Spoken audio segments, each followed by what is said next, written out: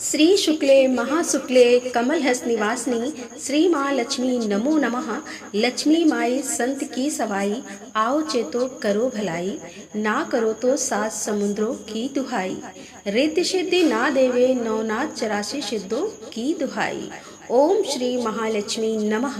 आज सुनिए माँ लक्ष्मी जी की कथा और कनक धारा स्रोत का हिंदी अनुवाद। माता लक्ष्मी की कथा। एक बार की बात है, एक बूढ़े ब्राह्मण देवता थे। वह रोज पीपल को जल से सींचा करते थे। पीपल में से रोज एक लड़की निकला करती और कहती, पिताजी मैं आपके साथ चलूंगी। यह सुनते सुनते ब्राह्मण देवता दिन कमजोर होने लगे। तो एक दिन ब्राह्मणी ने पूछा कि क्या बात है। बूढ़े ब्राह्मण ने कहा कि पीपल से एक लड़की निकलती है और कहती है कि वह भी मेरे साथ चलेगी। ब्राह्मणी बोली कि तो ठीक है, कल ले आना। उस लड़की को जहाँ 6 लड़कियां पहले से ही हमारे घर में हैं, वहाँ 7वीं लड़की और सही। और फिर अगले दिन बूढ़े ब्राह्मण देवता उस लड़की को अपने घर पर ले आए। घर लाने के बाद वह ब्राह्मण देवता गांव में आटा मांगने गए तो उन्हें पहले दिन के अपेक्षा आज ज्यादा आटा मिला। जब ब्राह्मणी वह आटा छानने लगी तो लड़की ने कहा कि लाइए माँ जी, मैं आटा छान लेती हूँ। जब वह लड़की आटा छानने बैठी तो परात भर गई। उसके बाद माँ खाना बनाने जाने लगी तो लड़की बोली, माँ जी आज रसोई में बनाऊंगी। ब्राह्मणी बोली, ना तेरे हाथ जल जाएंगे। लेकिन वह लड़की नहीं मानी और वह रसोई में खाना बनाने चली गई। तो उसने तरह तरह के 3600 व्यंजन झटपट बना डाले और आज तो सभी ने भरपेट भोजन किया। इससे पहले तो वह ब्राह्मण देवता, उनकी पत्नी और वे 6 लड़कियां भूखे ही रहा करते थे। रात हुई तो ब्राह्मणी का भाई आया और कहने लगा कि दीदी मैं तो भोजन करूंगा। ब्राह्मणी परेशान हो गई कि अब इनके लिए रात में भोजन कहाँ से लाएं। तो लड़की ने पूछा कि माँ जी क्या बात है, आप इतनी परेशान क्यों लग रही हैं? तो ब्राह्मणी ने कहा, क्या बताऊं बेटी, तेरा मामा आया है। वह कह रहा है कि भोजन करेगा, लेकिन भोजन तो हम सब ने कर लिया।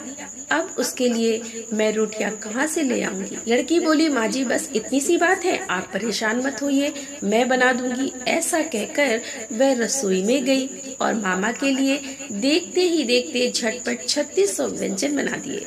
अब तो मामा ने भरपेट भोजन किया और कहा कि ऐसा भोजन इससे पहले कभी नहीं किया। ब्राह्मणी ने कहा कि भाई तेरी पावनी भांजी है, उसी ने बनाया है। शाम हुई तो लड़की बोली, माँ चौका लगाकर चौके का दिया जला देना, आज मैं कोठे में सोऊंगी। ब्राह्मणी बोली, ना बेटी तू तो डर जाएगी, वहाँ मत सोना। लेकिन लड़की बोली, ना माँ जी मैं नहीं डरूंगी, मैं अंदर कोठे में ही सोऊंगी। कहकर वह रात होने पर कोठे में ही जाकर सो गई। आधी रात को वह लड़की उठी और चारों ओर आंख घुमाई तो देखा धन ही धन था। इसके बाद वह कोठे से बाहर जाने लगी तो वह ब्राह्मण देवता सो रहे थे। उन्होंने उसे जाते देखा तो पूछने लगे, बेटी आधी रात को तू कहाँ चली? तो लड़की कहने लगी, पिताजी मैं तो आपकी दरिद्रता दूर करने आई थी, अगर आपको दूर करवानी है तो करवा लो। अब लड़की ने बूढ़े ब्राह्मण देवता के घर में भी आंख से देखा तो चारों ओर धन ही धन हो गया और लड़की चली गई। सुबह सवेरे जब सब सो के उठे तो लड़की को ना पाकर उसे ढूंढने लगे कि पावनी बेटी ना जाने कहाँ चली गई। तब ब्राह्मण देवता कहने लगे, वो तो लक्ष्मी माता थी जो तुम्हारे साथ मेरी दरिद्रता भी दूर कर गई। हे लक्ष्मी माता, जैसे आपने उनकी दरिद्रता दूर करी वैसे ही सबकी करना। इस कथा को कहते हैं, सुनते हैं, हुकारा भरते हैं, सभी के घर धन के भंडार भरना। प्रेम से बोलिए लक्ष्मी माता की जय। लक्ष्मी माता की एक और अन्य कथा के अनुसार प्राचीन समय की बात है। एक गांव में एक गरीब ब्राह्मण रहा करता था। वह नियमित रूप से श्री विष्णु भगवान का पूजन करता था। उसकी भक्ति से प्रसन्न होकर एक बार भगवान विष्णु ने उसे दर्शन दिए और मनोवांछित वर मांगने को कहा। तब ब्राह्मण ने लक्ष्मी जी का निवास अपने घर में ही हो ऐसी इच्छा प्रकट की। जिसे सुनकर भगवान विष्णु ने लक्ष्मी जी को प्राप्ति का मार्ग सरल ब्राह्मण देवता को बता दिया। लक्ष्मी जी की प्राप्ति का मार्ग सरल ब्राह्मण देवता को बता दिया। भगवान विष्णु ने कहा कि देखो, मंदिर के सामने एक स्त्री आती है जो यहाँ आकर रोज उपले थापती है। तुम उसे अपने घर आने का आमंत्रण दे देना। वह स्त्री ही देवी लक्ष्मी है और देवी लक्ष्मी जी के तुम्हारे घर आने के बाद तुम्हारा घर धन धान से भर जाएगा। ऐसा कहकर श्री विष्णु जी अंतर्ध्यान हो गए। अगले दिन सुबह 4 बजे ही वह ब्राह्मण मंदिर की सीढ़ियों पर बैठ गया। लक्ष्मी जी भी अपने थाप के लिए आई तो ब्राह्मण ने उनसे अपने घर आने का निवेदन किया। देवता की बात सुनकर लक्ष्मी जी समझ गई कि यह सब कुछ श्री विष्णु जी के ही कहने से हुआ है। अतः लक्ष्मी जी ने ब्राह्मण देवता से कहा कि तुम महालक्ष्मी व्रत करो और रात को चंद्रमा को अर्घ देने से तुम्हारा मनोरथ पूर्ण हो जाएगा। तब ब्राह्मण देवता ने देवी के कहे अनुसार व्रत और पूजन किया और देवी को उत्तर दिशा की ओर मुंह करके पुकारा, जिससे देवी लक्ष्मी जी ब्राह्मण देवता पर प्रसन्न हो गई और उन्होंने अपना वचन पूर्ण किया और देवी लक्ष्मी जी की कृपा से ब्राह्मण देवता के घर में अन्न और धन भंडार भर गए। इस प्रकार आज के दिन जो भी भक्त सच्चे मन से माता लक्ष्मी जी को समर्पित इन कथाओं को सुनता है, माता लक्ष्मी की असीम अनुकंपा उन पर सदैव बनी रहती है। प्रस्तुत है कनक धारा स्रोत का हिंदी अनुवाद। जैसे भ्रमरी अध खिले कुसुमों से अलंकृत तमाल तरु का आश्रय लेती है, उसी प्रकार जो प्रकाश श्री हरि के रोमांच से सुशोभित श्री अंगों पर निरंतर पड़ता रहता है और जिसमें पूर्ण ऐश्वर्य का निवास है। संपूर्ण मंगलों की अधिष्ठात्री देवी भगवती महालक्ष्मी की वह दृष्टि मेरे लिए मंगलदायी हो। जैसे भ्रमरी महान कमल दल पर मंडराती रहती है, उसी प्रकार जो श्री हरि के मुखारविंद की ओर बराबर प्रेम पूर्वक जाती है और लज्जा के कारण लौट आती है। समुद्र कन्या लक्ष्मी जी की वह मनोहर मुक्त दृष्टिमाला मुझे धन संपत्ति प्रदान करे। जो संपूर्ण देवताओं के पति इंद्र के पद का वैभव विलास देने में समर्थ है, मधुहंता श्री हरि को भी अधिकाधिक आनंद प्रदान करने वाली है, तथा जो नील कमल के भीतरी भाग के समान मनोहर जान पड़ती है, उन लक्ष्मी जी के अध खुले नेत्रों की दृष्टि क्षण भर के लिए मुझ पर थोड़ी सी ही अवश्य पड़े। शेष सही भगवान विष्णु की धर्म पत्नी श्री लक्ष्मी जी के नेत्र हमें ऐश्वर्य प्रदान करने वाले हों, जिनकी पुतली तथा बरोनी अंग के वशीभूत हो। अध खुले किंतु अपलक नैनों से देखने वाले आनंद कंद श्री मुकुंद को अपने निकट पाकर कुछ तिरछी हो जाती है। जो भगवान मधुसूदन के कौस्तुभ मणि मंडल वक्ष स्थल में इंद्र नीलमयी हरावली से सुशोभित होती है तथा उनके भी मन में प्रेम का संचार करने वाली है, वह कमल कुंज वासिनी कमला की कटाक्ष माला मेरा कल्याण करे।